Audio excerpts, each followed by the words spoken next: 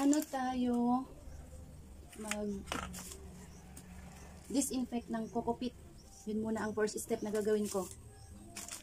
Una, ibababad ko ito ng 15 minutes. Itong kokopit.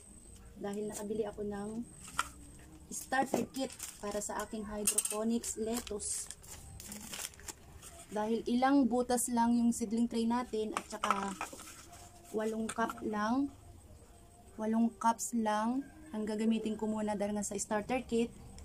Ito, bibilangin ko na cups. 1, 2, 3, 4, 5, 6, 7, 8. Ito yung nabili ko sa online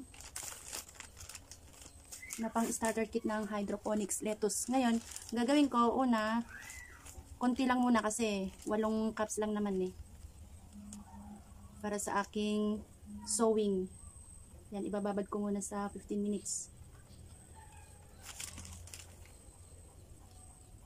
Yan, konti lang muna.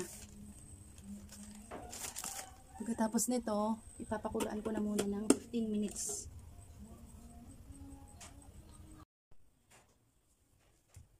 Okay, ito na. Natapos na natin yung pagpapakulo ng kokopit within 15 minutes.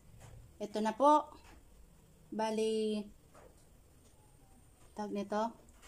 Ibinabad ko ng pagkatapos na mapakulo ng 15 minutes, ibinabad ko muna hanggang 4 hours. Pagkatapos ng 4 hours, piniga ko na ito, tapos pinalamig. And then, itong seedling tray, dinisinfect ko na rin po ito. Tapos, lalagyan ko na siya ng kokopit. Ito po yung aking starter kit ng hydroponics. Magtatanim ako ng lettuce. 1, isang butas na, sa 2 butas, 3, 4, 5, 6, 7, 8.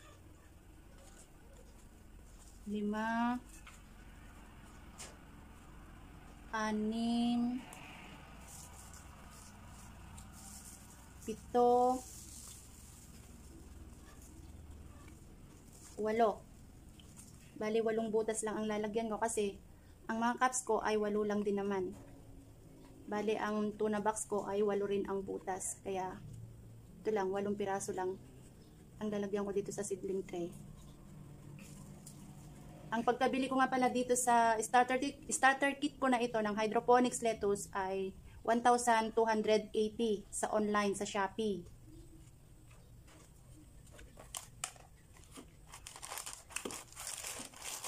And then, ito po yung seedling. Yung buto ng lettuce. Ito po yon. Ang pangalan ng lettuce seeds na to ay Big Wave. Ito naman yung isa. Ang pangalan nito ay romaine lettuce. So, ang itatry ko muna ay itong Big Wave. So, ito, maglalagay na ako rito sa aking naibabad ng 4 na oras. Matapos ang 15 minutes na pinakuluan itong kokopit. So, ito, ilalagay na natin yung buto dito sa bawat butas. Maglagay tayo ng butas dito. 8 piraso lang itong nilagyan ko kasi 8 baso lang naman yung pang starter kit ko. So, ito, lalagyan ko na rito sa butas. Ayan, tingnan natin kapag tutubo siya ng mga 3 araw, hintayin natin kung tutubo ito.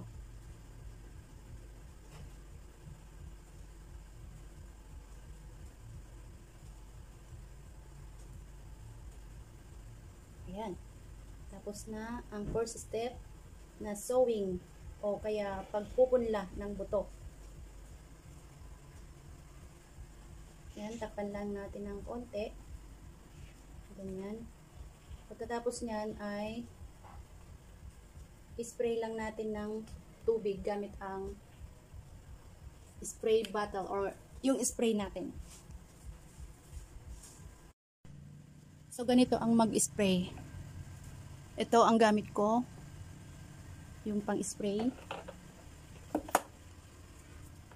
Tumbahan lang natin. Tapos, imo-moist lang natin yung coco peat na meron na tayong pinunla na seedlings.